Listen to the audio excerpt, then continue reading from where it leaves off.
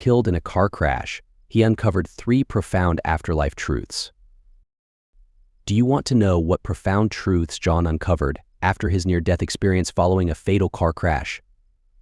Imagine facing death at 17, only to find yourself suspended in a realm of warmth and light, encountering a presence he could only describe as God. But what if I told you that his journey didn't end there? John's experience led to an awakening and electrifying surge of energy coursing through his body, altering his perception of reality. This journey took him to the depths of despair and back, eventually leading him to a spiritual awakening atop a mountaintop. Now, he shares insights into the purpose of life, the power of consciousness, and the importance of living with intention and compassion. If you're curious about life's mysteries and the transformative power of near-death experiences, stay tuned as John reveals his extraordinary journey and the profound truths he uncovered along the way. Hi, I'm John, and I want to share my near-death experience. It's something I've only recently started discussing publicly, but it's been on my mind a lot lately. Back when I was 17, I was in high school, coming back from work with a friend. We were supposed to head to an SAT prep class, but I wasn't feeling it, so I suggested missing it. As we were getting off the highway, it started to rain. We took a different exit, and that's when things went south. My friend's Chevy Blazer started to lose control, and before we knew it, we were careening off the highway into a fence. In that moment, time slowed down for me. I vividly remember 3 thoughts flashing through my mind: you're going to die now, I wish I could have said goodbye, and they will understand. It was surreal, like a movie scene. Suddenly, I was no longer in my body, I was floating in what seemed like the sky. Words can't capture the overwhelming sense of bliss and peace I felt. It was like being wrapped in a warm blanket of calmness. Then I was drawn towards a light source. It felt like it was above me, yet it was also within me. With it came a profound sense of release and acceptance. I felt at home, like I didn't have to carry any burdens anymore. It's hard to put into words, but being in the presence of what I can only describe as God was unlike anything I've ever experienced.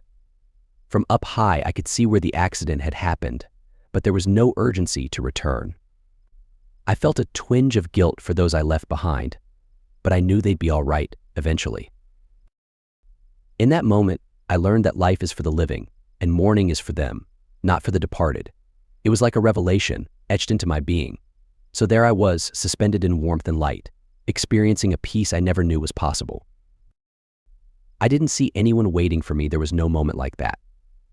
The next thing I knew, the light was fading, and suddenly I was awake, upside down in a smashed car off the highway. Blood and glass clouded my vision, and I was in shock, not just from the accident, but from where I had just been. I felt disoriented, almost like I didn't belong here. I remember the paramedics pulling me from the car, through the smashed rear window, and taking me to the hospital. Even after being released, I felt off. My buddy at the hospital remarked, "It's like you've been through this before," but I had no answer.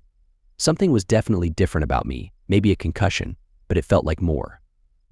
When I got home and took a shower, the weight of it all hit me. I collapsed, sobbing uncontrollably. The next day, things got even stranger. I woke up feeling energy surging through my body, an electric sensation that hasn't left since. Many people say a near-death experience answers life's questions, and in a way, it did. It showed me there's nothing to fear in death. But it didn't instantly enlighten me. I still had questions. It took me 20 years to learn that what I experienced was called an instant Kundalini awakening, a phenomenon usually achieved through deep meditation or yoga practice. For me, it happened during my near-death experience. This energy coursing through me made me feel like a freak, but it was also enlightening. It made me realize the power of the mind and how much we underestimate it. I left my life, my community, and moved out west. Over the next decade, I hit rock bottom.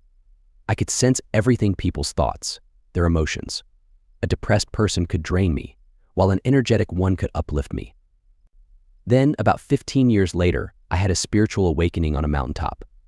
The same entity I met in my near-death experience came to me. It felt like God, a guardian angel. From that day on, I began to lift out of the depths. Through meditation and certain practices, I felt reborn, connected to God and humanity. I came back from my near-death experience with the idea that we're here to build consciousness. This life is a playground of free will, where we choose between good and evil. Wise minds understand their purpose to uplift humanity from a primitive state. I believe we reincarnate to correct our past mistakes, to evolve towards enlightenment. This world, despite its challenges, serves as a training ground for our souls.